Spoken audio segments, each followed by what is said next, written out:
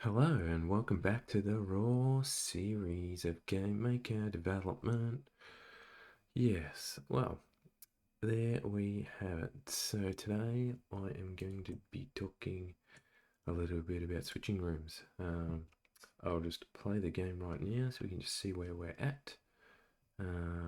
Bring it over from other screens. As you can see, we added the shooting. Our little man, we got run and jump, and we can run and jump to the different little platforms. So today, all we're going to do in this one is just add a new room and then switch a room. And as you can see, the game ends when we fall down.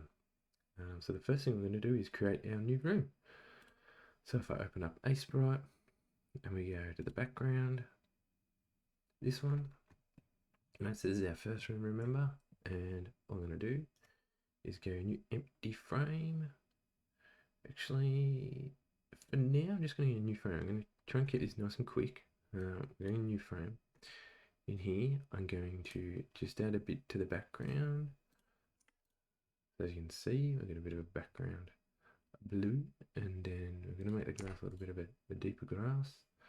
We're then going to go shrub 1, which we can turn the visibility off so we know which one it is, which is this one here.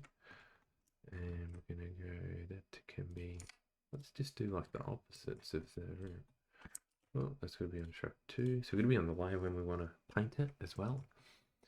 So that's that one. So for now, let's just leave it at that. And then we're going to save this. We're going to export this one. So if I go cancel again, I'm going to tag these. We go room 1. And then, where's the tag? New tag, room 2. Now save that. Export that. Sprite, we're going to select room 2. Output, background, we'll go background underscore 2. Export. Okay, so now if we go back into our game, here we are in GameMaker. Go to our sprites. We've got sprite background. What we're going to do is create a new folder. We'll call it levels. Alright, so this is level 1, level 2, remember. Room is what GameMaker calls transition rooms, but we're going to treat the room as a new level. So then we're going to go sprite, create new sprite. From here, we're going to add our new room. So we do the import, room background 2, sweet, there it is.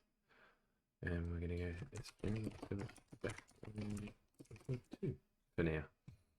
Like I said, this is going to be very simple. So now we go to the rooms folder and we have our room 1, and then we're going to go create a new room. This is going to be room 2. So I haven't renamed it at all. It's just called room 2. Could call it level 2. Actually, we'll go level 2. No underscore, nothing like that. Just simple. Alright. And from here, because we're on room 2, we go to the background and we're going to go no sprites, levels, background 2. Okay. So from here, we're going to then say offset the X. No. What? Offset the Y to negative 200. Let's just have maybe 100. 150.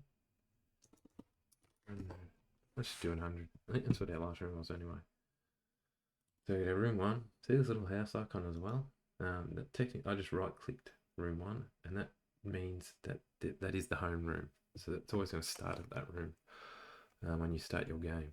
And then level 2 will be, and etc. So we've created a second room. Now, we haven't done anything or made a way to get to our second room. That's where a little door is going to come into play. So if we go back to A-Sprite, for the sake of it for now, remember just to save that one. If we go open recent, see if it's here, player. So we're going to make the door the size of our player in this. So we go new empty frame, just bring that one back. This one's a new tag, door. Right, and for the sake of this, we're going to say, here's the door. Oh, actually, let's go like this. This one, my way of making a door. Simple. You can remove stuff like that. You can go M like this, select the area, and hit delete. That's just about 5. Remember the shortcut keys: B to draw, Control Z, M to select, B or G to paint. There you go. So yeah, it's just a couple control Z's. Anyway, we're gonna make this door, and then when you click, and you can hold shift, click again, click, hold shift, click again, click, hold shift, click again. Okay, there's our door. We're gonna make it this color. We're gonna also put a little, yeah, we'll put a little thingamabob handle. Alright, and then I like to, another thing too is just to keep in mind, sometimes when drawing, there's this pixel perfect. So when you turn that off, so when you turn that on, everything's like pixel perfect. When you turn it off, there you get the square edge around the sides and stuff. It's up to you how you want to draw. I like to be pixel perfect, so it's quite smooth. And then yeah, so we'll get our door. For the sake of this, I think that's about it. Let's just color that handle. There we go. Control S, Control E, sprite wall. So now this is going to become a sprite door. There we go. So now we go back in GameMaker. Get our sprites. We've got levels. We'll add it into the level one. So a new sprite here. Sprite, let's go with door. This is where we add our new door. Sprite door. Oh, see that? We got the wrong one. So go back to A sprite. Control A. Sprite door. Sprite wall. Change it to door. Export. Yes. Override. Yes. There we go. Save it again. Just for hell of it. I'm always saving. Save. Sprite door. There we go. There's our door. Alright. Now if we go to our room one. And oh, I've got to turn this door into an object. So we've created the sprite and we've got to add the object. So if I go to objects, and I right click objects, go create, new object. And this object is called object door. Object door. Where you go to the sprites, when it loads, sprites, levels, and our sprite door. There we go. So I haven't got anything, any code, no code in here just yet, but it will come. Because we need to transition between one row and the other. So from here we go back into level 1, and in this case I'm going to go object door. I'm going to put our door somewhere. We'll just put our door here. It's just simple, nice and easy. So then what we want to do is transition room to room. So I can play this, he'll walk around, the door will be there. Okay, simple. But what happens when we walk into the door, or if we want to get to the X position of the door, depending on when we want to transition to the new room? So what we're going to do is open up our object door, add event in here. Now we can add a collision event with our different objects. I'm going to say collision with the player, right? When we collide with the player, all we're going to do is say room underscore go to bracket, and then we want to put in the room we want to go to. So if we go room 1 and then hit the tab, so tab will select if you've got anything highlighted in here, found, as in it's found a different, whether it's an object or a sprite or a different asset, you can hit tab and that'll change to room 1, close bracket, close. And now if we go to this, we should go to room 1. The other key thing here is, actually, we'll play this and see what happens. Because it's not all done just yet. Dun, dun, dun. So I'll bring this across. I just press the mouse button. If we move like that. Whoa, okay. Move. Hit our door. Oh. Hit our door. Okay. That's because I'm going to room 1. Back to this room. So if I quit this and I change this to level 1. So level 2.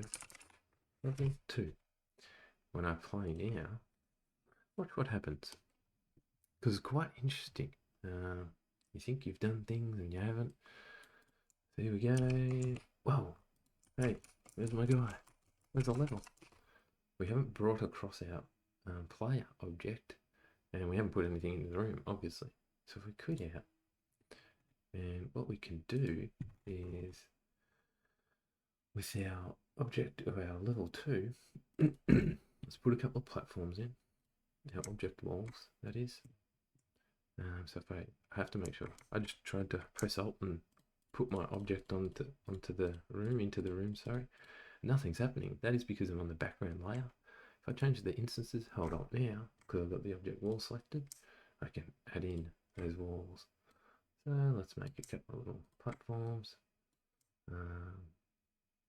What I will do as well, just create some of those. I'm also going to add a little bit of jump to my player. So if I just go back to my player, and we go create, we go create event. Yeah, so our jump. I'm going to make this one 16, 32. Let's make it 7. See what happens. So now if I play, alright. Actually, sorry. One more thing. I'm pretty sure this is the half the problem. On our player, we want to make it a persistent object. If we hover instances of this object, will be persistent between rooms. So what that means is wherever I hit the door, for example, when it goes to the next room, the object will flow through. It's persistent between rooms. So when I change between one room to the other, it'll come through. So if I run and jump, well, there we go. We're a bit stuck because our X and Y position is different, but we're into the new room. So if I quit this, what we can do is move the door. Right now we will move the door. So if I go to level 2, room 1, wherever this door is, means where the new level will be. So if I just keep in mind where that door is, if I go to level 2, and we saw that the player started here. So what we could do is, this is just something simple for now. We could do that. Then what we want to do here, I just add another wall there. If I go back to room 1, I think that should be right. So if I hit play now, like I said, just simple, easy. We'll keep diving into more detail in later episodes. But basically, if we go along, we get our big jumper now. Right, and we jump over, hit there. Okay, there we go. So as you can see, transition right. If you want to go to room 2, what we can do is we quit this in this door object. If what we can do is, and just a little trick, if bracket room equals room 1, right? Bracket. I'm going to put a double equals. Sometimes you can put a single equals and a double equals. Single equals will actually change the room to room 1. Well, the theory. And then if you have a double equals, that's actually questioning, okay, what room are we in? Does it equal this room that we're trying to identify, or our destination room? If not, let's go to our destination room. That else, and then, so if we follow it like this, so we're basically saying, if the room equals room 1, let's go to room 2. If else, we could have another if, but in this case we've just got the 2 rooms, so there's no other if else statement that can technically happen. We've only got 2 rooms, which we checked 1 room, so there can only be one other answer to the if statement. So at the end of the else, we just go room 1, like so. And now what we can do is we can actually go to level 2, and we can add in the door again, this one here. So let's put that there.